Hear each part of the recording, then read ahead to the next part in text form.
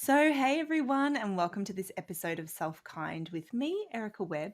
And today I have a special guest with me, Erin Todd. Now, I am going to go ahead and read Erin's bio just straight off the computer. So, Erin has a background in psychology and has been in the helping profession for over 17 years. Recently, she's moved into coaching as she sees the benefits of everyone being able to have a coach to help them make changes to their health and optimize their performance in life. She has a special interest in helping women in perimenopause, which, side note, I think I might be, improve their health, get their energy back, and thrive. And today I'm really excited because Erin is going to talk to us a little bit about this idea of change and habit, which, it's the end of one year and we're kind of moving into a new year, and this can be something that is on our mind. And I have a little bit of a I love the new year, actually. I love the opportunities that it presents, but I also recognize that literally any day can be an opportunity for us to do things differently, whether it be, habits or anything else. So we're going to dive into a bit of a conversation about that. So welcome, Erin. It's so wonderful to have you here. Well, thank you. It's amazing to be here. So I've obviously given a little bit of an intro. I only read part of your bio though. So is there anything else that you want to let us know about, who you are and what you do in the world before we dive into this chat about change and habits? I guess the only thing is I am passionate about working particularly with women. I think there's been a lot of times where women have gone to medical professionals and often some of their issues have been minimized. And I'm really passionate about helping women take the power and control back around their health so they can really feel better. And I think there's probably, we're in a cultural idea where women often prioritize others and do things for everyone else. And I really want to sort of help give that message that like women are as important. Like you're as important as your family, and how you can just have that in mind to prioritize your health as well. Mm. I'm going to do something a little possibly uncomfortable because we just talked about what we're going to talk about, but I'm going to already take a little bit of a sidestep because something that you said, I'm like, we have to talk about this, I think. And you can be like, no, Erica, that's too far off to the left. But I feel like something that you said just then about, women going to their health professionals and kind of having their concerns minimized. I was having a conversation with someone else recently about this, and we were talking about guilt and feeling guilty, and how sometimes we feel guilt over such funny things that other people would minimize and say, oh, that's just silly. You don't need to feel guilty about that. And how that really makes you then feel like, oh, there's something wrong with me because I can't let that go, or I can't whatever. And then, I have this concern about my body and I'm trying to listen to it and I'm taking it to a professional and I'm getting told like, it's no big deal, it's fine. Or, and I wonder if you could talk a little bit about that minimizing and the impact that that perhaps has on like our relationship with ourselves and our ability to kind of speak up for our needs, or our ability to tune in to what it is that we need. And like I said, I know I've just thrown a curveball, so if you're like, no, that's okay as well. But I think that's a really important point that I would like to touch on if you're willing. Yeah, no, that's absolutely fine because I think there's so much in what you've said. I do think, as humans, we want to be seen and heard and listened to. And when we're not listened to, it can make us start to really doubt ourselves and mistrust ourselves. And that's when we sort of get, I don't know, like we feel like we might be wasting time, or then there's something wrong with us, or I'm over complaining. And we sort of can get into these cycles of guilt and shame. And and I think there are that I don't think that's good enough really from ourselves and our healthcare professionals. And I'm not sort of putting down healthcare professionals. I know people are busy, and there are some issues that women bring to medical professionals that just haven't had enough research. And I think that's part of the problem, is that there's a whole lot of research that is being done on men and just extrapolated to women, and we're different. And I think some of it's about education, and I think it's again about helping. I really want to help women listen to their bodies and learn to trust themselves. and Mm. and know that if they're not being listened to by someone, there are other people out there. There are other people out there that they can go to feel listened to. But it can create, I guess, this cascade of guilt and shame, and why can't I just get on with life, and why do I feel like this, and there must be something wrong with me, and silence in the end, and you just sort of get on with life, where there could be ways and things to do that make you feel better and feel much more vital. Mm. Yeah, and I think it's such an interesting it's such an interesting kind of challenge to face, I think, because we are so used to deferring expertise, and we need expertise, right? We need external expertise, we need support, we need guidance along the way to solve problems and to kind of work with our well-being and all of that. And so it is very easy to defer to that external voice, right? And be like, oh, well, they said it's no big deal, so it's no big deal, but I'm like doubled over in agony, or I just don't feel myself, and kind of feeling like we're lost and we don't kind of have anywhere else to go. And I wonder if beyond, I mean, obviously, one of the steps of this would be then finding that person that's going to listen to you, and finding that person that's willing to go that extra, what we would say is maybe the extra mile, but probably is just kind of like the baseline of what we need. But in terms of like repairing our ability to then like listen to ourselves, again, I know I've gone off on a tangent, but like, is there anything, and we'll probably get into this a little bit when we talk about change in habits as well, but like any kind of thoughts around reconnecting to that inner kind of wisdom, or that inner recognition that, hey, actually, like, I'm not satisfied with that, I need more. Yeah, and that could probably be a million answers to that question. Yes. I do think some of the stuff that you do in terms of your movement and listening to your body, and sort of listening to that self-talk that you do, and sort of creating that nicer internal dialogue. So there are probably a lot of things that can be done. Even it comes down to, the food we put in our body, and how we're feeling about after we eat certain types of food, and just really starting to notice and reflect. And sometimes I think awareness is the first Mm. step, and that can be supported by whether it be some time for reflection, or a little bit of journaling, or taking the time for yourself to move a bit more and nourish yourself and notice how you're feeling. Yeah. So I think there are a million answers to that question. Which is um, actually awesome, isn't it? Because it means that there is no one right way. And, you can start with any door you like, like what's behind door ABC. Like, you get to choose, see if it works for you. So I actually love that there's a lot of answers to that question, because it gives us, again, the freedom to then be like, well, which way do I want to go, right? Like, yeah. movement might not be the doorway for you, but it might be, or, so I think that's awesome. So let's take a turn to what we were going to talk about, and talk a little bit about change in habits. And I'm going to just pass it over to you to kind of like start this conversation, because I know you've got some direction to take us in, and then I'll jump in with questions if I need to. Yeah, so I guess one of the ways, to nourish ourselves is to think about what we do every day. So it's not just about looking after ourselves. It's not just about, oh, we've got a week's holiday, or we go on a retreat once a year. So sometimes it's asking the question, what are we doing today that's nourishing us and supporting us? And that could be spending time with your kids, or being able to go see your mum, or um, taking time to do a 15-minute movement practice, or making sure you've got nourishing food in the fridge that you eat. So, Mhm. but a lot of people aren't in the habit of even thinking about what are we doing on a day-to-day basis. And then when we do want to make change, when we notice we're not feeling great, it can be really hard to change.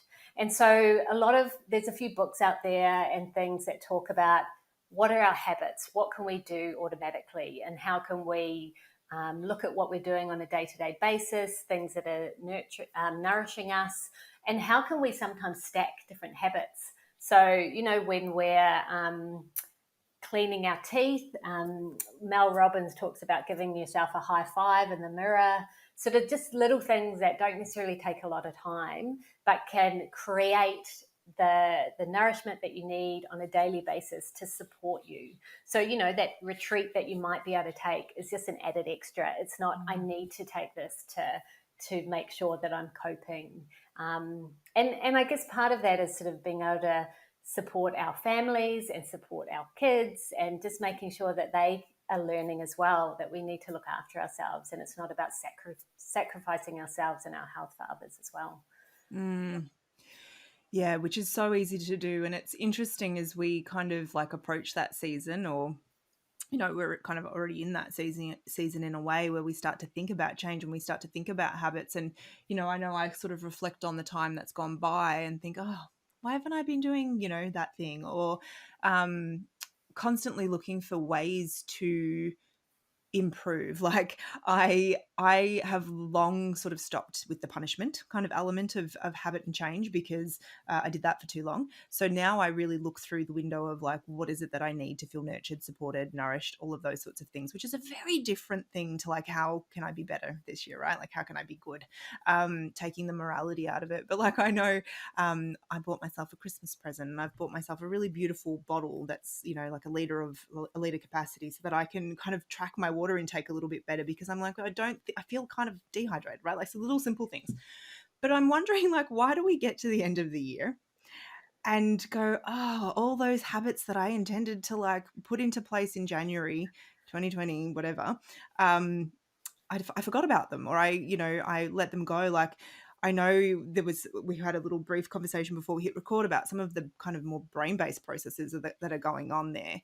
And I'd love to dive into that a little bit, because I think sometimes it's so easy to feel like we just suck at it, you know, like, oh, I'm just terrible at change. I'll never change.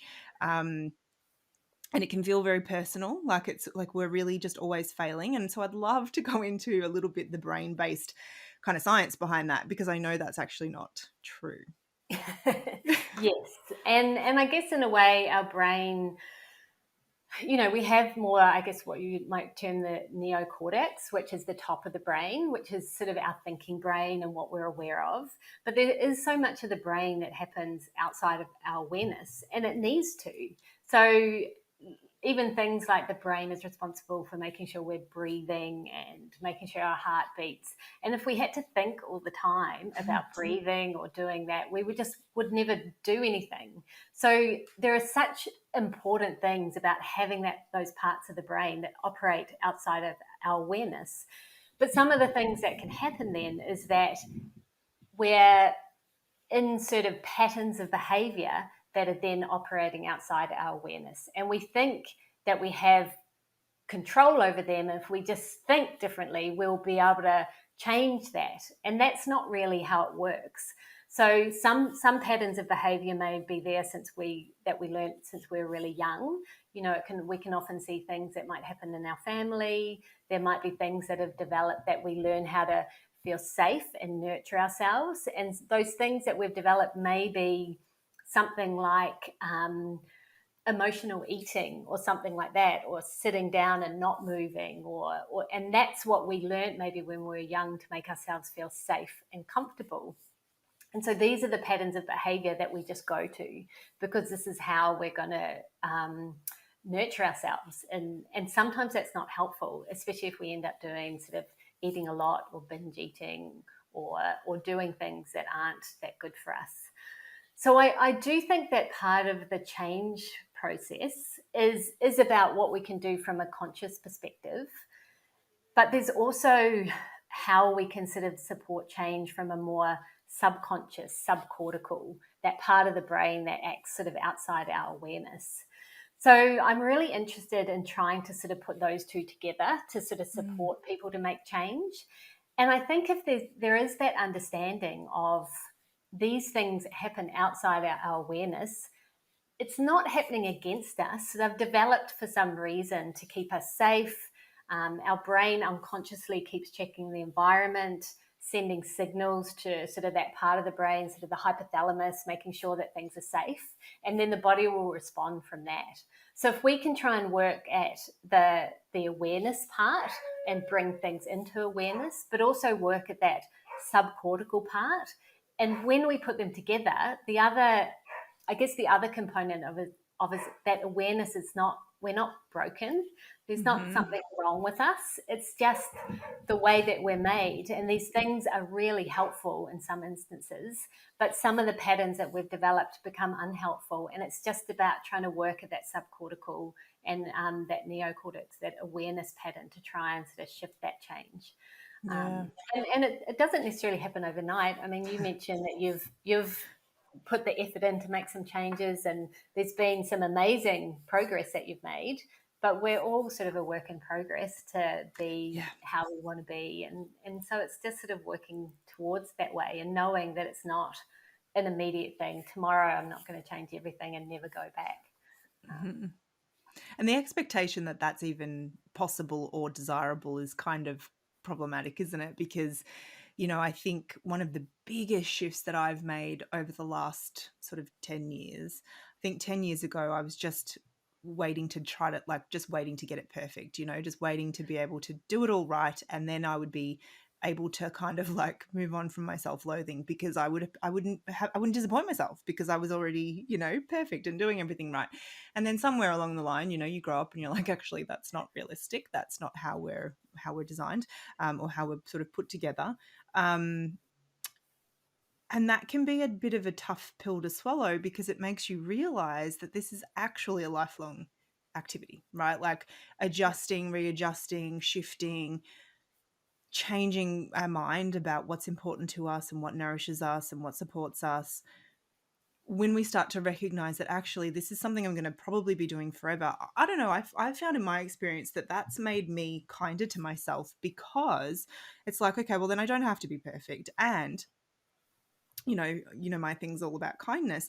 If I look at it through that lens of like what actually feels kind, in this period of life, in terms of nourishing me, nurturing me, supporting me to go out and do whatever it is that I'm trying to do in the world, then there's less rigidity around it, yeah, because you've got that capacity to be kind of in relationship with yourself. But I'm wondering, like, obviously you talked about the conscious element and kind of being aware of it. um how are we doing the subconscious stuff? Are we pulling it out of subconscious into awareness, or like how are we affecting that kind of more automatic yeah. brain based stuff? Yep, and there are different ways to do that. So, so some of it is becoming aware, like that. Sometimes journaling can create. You're becoming aware of your habits, and so that they're outside your awareness, and you bring them into your awareness. Then you have that capacity for change. There Mm. are other strategies that I think are really good, where they're a somatic based type technique. So you're really connecting what's happening in your thoughts with what's happening in your body, because often what's happening in your body can be a bit of a subconscious Mm. thing. And if we bring that to the surface and start to notice, I'm trained in a somatic based sort of technique called Brainspotting, and this is the idea where you see impacts how you feel. So your Sorry, can you eye, say that again? Where yep. you So see, where you see, so where, location. so yeah. So Okay. where you Mm-hmm. look, maybe a better way to describe it, impacts how you feel. So the idea is that there are points in our visual field that connect to different areas in our subcortical, our unconscious brain. Mm-hmm. And along with the idea where a lot of people talk about, if you're giving your body the right food, then your body is going to support healing yourself. The same with the rationale behind the brain spotting. If you're giving your brain the right time and activation and space to process things, that's also going to heal itself and Mm. stop some of these blockages. So part of that technique is really sort of working with an eye position usually, and to sort of give that some time to process it and support that subcortical change and that subcortical healing. Hmm. I was reading something the other day about the cranial nerves. So is this what we're talking about? The cranial nerves that kind of innervate around the eyes? Is that kind of the relationship between the subconscious brain and the physicality of the eyes? Is it the nerve innervation, or I mean, you So don't if we who think, knows? I don't know. I might be crossing my modalities here, but I was reading about polyvagal theory, and they were talking about, you know, how you can moving your eyes can impact your vagus nerve. So I don't know. Maybe it's completely irrelevant. so it's all connected, and I mean Mm. that vagus nerve is such an important part of our body because that's the key nerve that goes through our body, sort of from our brain down into, again, our stomach and around all our organs as well. So, and this is where that mind-body connection really comes in, because there's that communication to and from the brain and with the vagus nerve as well. So, you know, the nerve in the brain is getting a lot of information from the gut, and probably actually more so that way rather than the brain going down to the gut.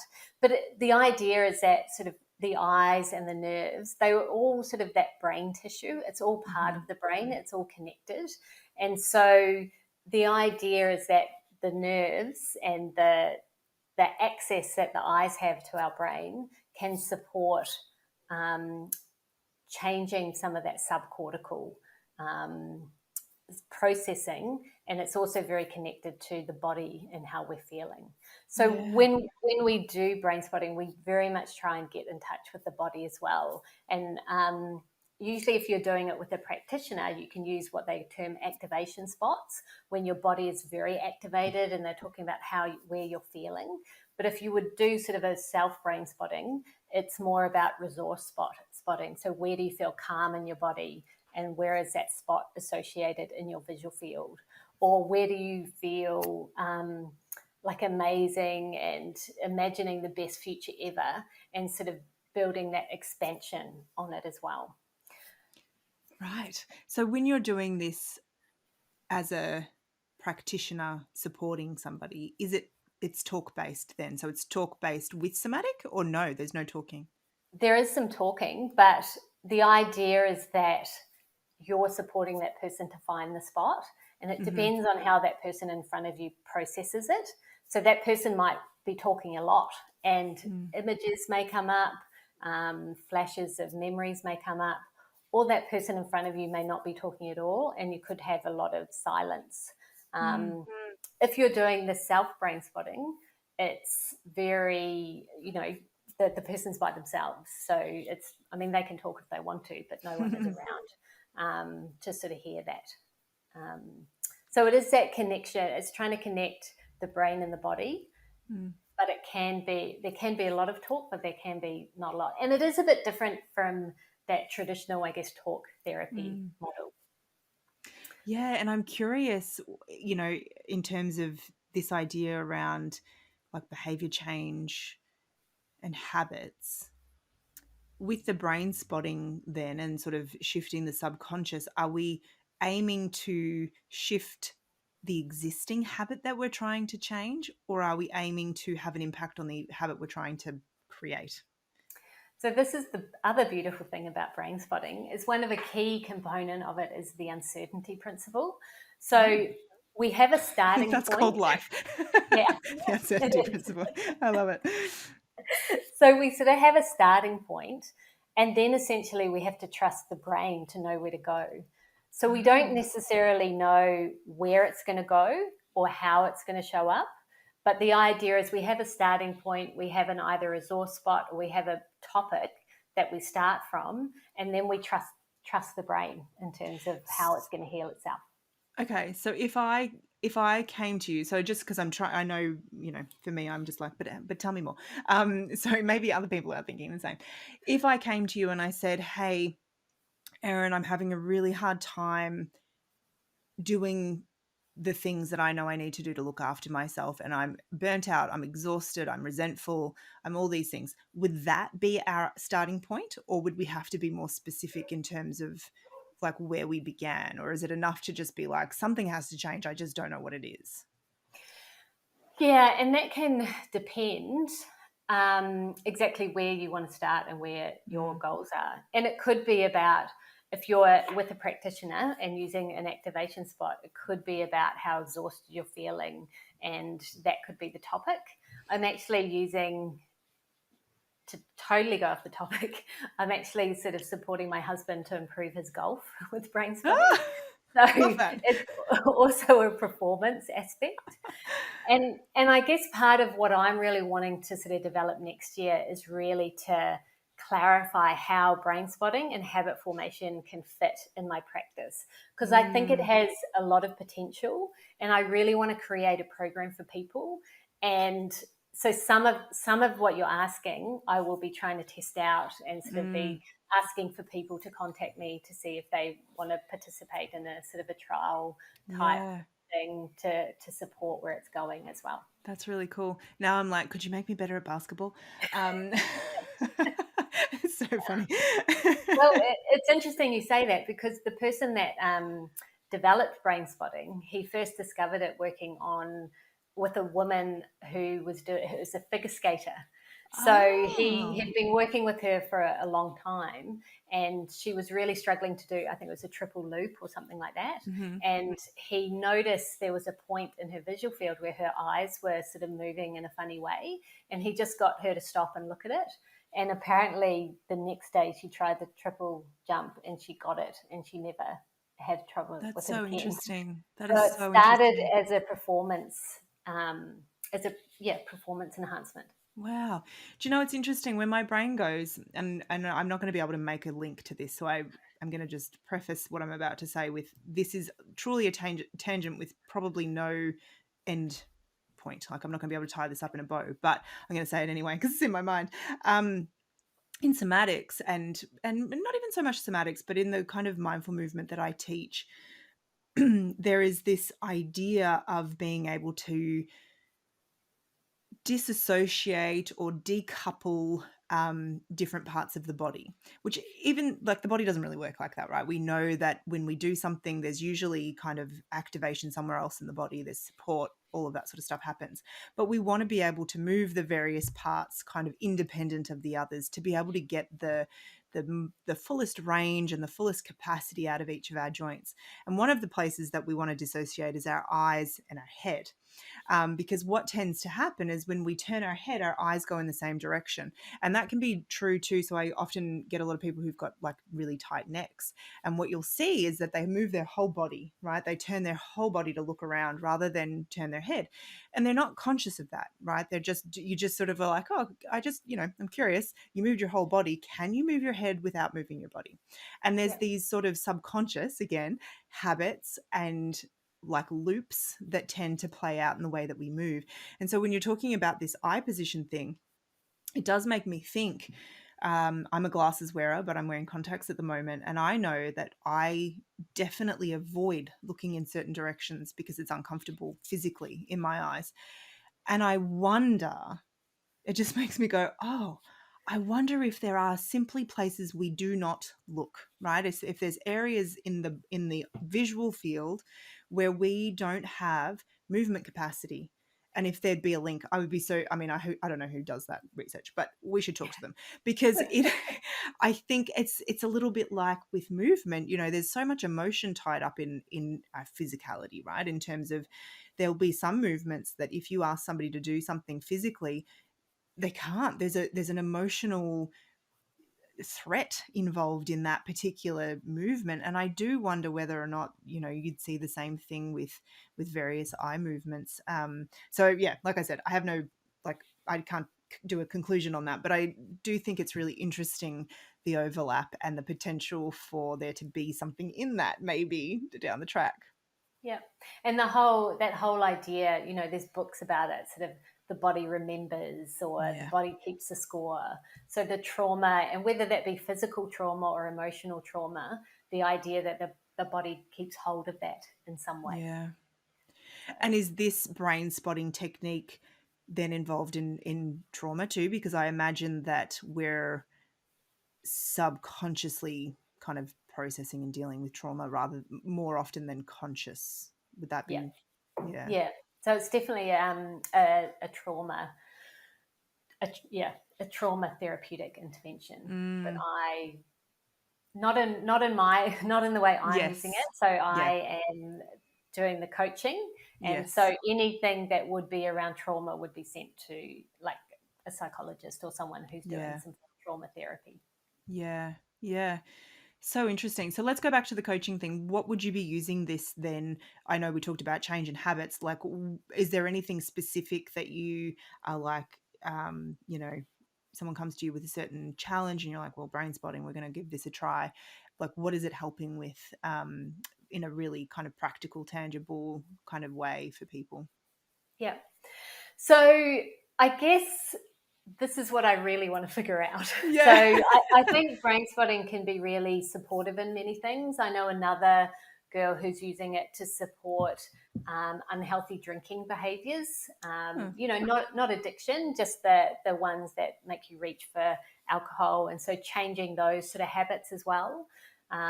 So I think it's about creating improved performance. So it is a Mm. strategy that's used for that.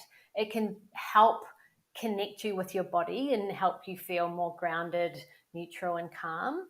It can help with things like if you find yourself procrastinating all the time, and so you're in that loop, it can help with that. But I think I'm at the stage where I really want to develop a good program to sort of answer that question. Yeah. And I think the way to start it is around, obviously, I'm a health coach, around health behaviors, and that Mm. is often around habits. But I think it can also be a thing to use to really explore barriers that get in the way, and sort of to help the person visualize and feel what it might be like if they were successful, or they made that change that they wanted to make change, or they created that connection within their family or within their life that they want to. So the body's starting to connect the memory and the feeling, because even when we're talking about a behavior that you might want in the future, you start to connect it with the feeling of having achieved that behavior, and so what Mm. it sort of feels like. But it does again come back to that uncertainty principle. We're not 100% sure where it's going to lead. We have that Yeah. starting point, and then we trust that the brain knows where it goes to try and get to where it needs to be. Yeah, that's so interesting. And it's so interesting because there is so much parallel with the movement work, because I'm just thinking, that that felt sense is so important in terms of, I know when I'm working with people to kind of shift physical habits, which are very subconscious, oftentimes it just takes one time feeling a different alternative for someone to go, oh, okay, I get it now. I get how, potentially just not doing that one movement is kind of keeping me stuck in this pattern of tension or whatever. But we don't get it until we feel it. I can't just be like, well, there's this movement that at your thoracic spine, if you just figure out how to, it doesn't mean anything. Whereas then when you feel it, you can recreate it. And I think that's such it's such a powerful tool. So yeah, I can kind of feel some parallels there. Yeah, and it comes back to your point that you made at the beginning, is like there's no right way and there's no Mm, one place to start. It's what's going to be supportive of you and where you are and who you connect with and how you're feeling, and does this align with how you're sort of feeling that you can make change? Because mm, until we feel a bit safer in our own bodies and safe and secure, that's probably when the change will happen more, not when we're tense yes. and worried. And if you're working with a practitioner that you're not feeling that you can talk to and you're not connecting with, maybe it's time to explore to work with someone else, and not to be guilty about that or worry about that or anything, because we don't connect with everyone, and that's No, okay. and nor should we. And it's interesting. I think that what you've just brought up there about like we need to feel safe in order to make the change, which I think then, comes back to that recognition of like, you're not broken. We sort of spoke at the beginning, like, this is not a you problem. You're not broken. And so, how can you kind of meet yourself with that belief, right? That I am not broken. And because I think sometimes our own inner dialogue is the thing that's creating that sense of unsafety. is that a word? Unsafety. Like it's creating the lack of safety within us because we're enemies with ourselves, you know? And so I feel like sometimes it can feel very hard to make those changes and to get to that point where we feel capable of it because we're not in a relationship with ourselves that feels safe and supportive and connected. So I imagine when you're working with people, you're kind of working on both of those things simultaneously because that is a big piece of the puzzle, I'm sure, for a lot of us. I'm sure it's not Yeah. just me. It's definitely not just you. It's definitely not. And it is. It's good to think about it as a puzzle, I think. It's, like we are who we are because of our early experiences and what happened to us and how people have responded to us. And some of that stuff happened outside of our awareness, outside before we sort of started forming memories. But it's still important in how we are the way we are. And sometimes it's just really understanding that and knowing that, we weren't faulty as we were growing up. Our parents would have done the best they thought they could, and things happen to us that are uncertain and outside our control. But you're not broken. It's just how we've come through life. And I guess what I'm hoping is to support people to feel that they can bring all that together, so they can bring their history with them and still be able to look forward to and create health and create happiness and create joy in their life moving forward. I love that. And that feels like a very nice little bow wrapping moment also, because that was like so beautifully put and so beautifully summarized what we just talked about. But before we do officially wrap up, I wanted to ask you two more questions, and one of them is just how can people connect with you if they've got questions, they want to work with you. You can share that with us. Anywhere they can find you on social or on the internet, and then just any final thoughts that you want to share. I'll ask them both at the same time, and you can do it whatever order. Okay, thank you. So my business is called Finding Your Flow, and so I have a website that is findingyourflow.com.au. I have my email is erin@findingyourflow.com.au, so you can always email me. I have an Instagram account that I need to work more on, as no one's perfect, but that will be coming, and that is findingyour_flow. People can reach out if they want to work with me, and so I guess there's two things with that. So one is I'm really interested if people are wanting to support me to develop that program in terms of the brain spotting, so the subcortical stuff, as well as the habit formation. So if people are willing to contact me and they're interested, I'm happy to offer some health coaching at a reduced price to be able to get their feedback and to see if it's working and what needs improving in their experience. The other thing is I also have a process that I called a health check, and usually that's an hour session, and it's sort of looking at where people are with their health, where they want to be, what goals they might have, and that at the end of it we sort of talk about a bit of a prescription, like where might you go now, what do we think would be helpful, and maybe how I can support you, or how I know someone else that can support you. And I'm happy to offer as a gift, or a gift from you to your listeners, sort of 5 of those, and just totally as a gift. So if anyone would like to contact me about that, and I could I don't know, put a link or something. Do you have I love links? that. Well, yeah, we can do links, or you can ask people to say, found you through SelfKind. However you want to do it, I'm happy, and I'll pop the details in the show notes for whatever it is you want to do, so that people are really clear on the instructions. Okay, I'll let you know. Perfect. And anything that you want to leave us with, other than that beautiful gift? Any final thoughts? Anything that kind of wraps it up? Although you already did that beautifully, but anything you really want to leave us with to make sure that we got it? I actually just wanted to say thank you to you. I really love your message, like that the kindness. Where we often find it much easier to be kinder to others, and so much harder to be kinder to ourselves. So I just think that in itself is such a healthy message that you give. So I just want to thank you for putting that out into the world. And thank you for having me on your podcast.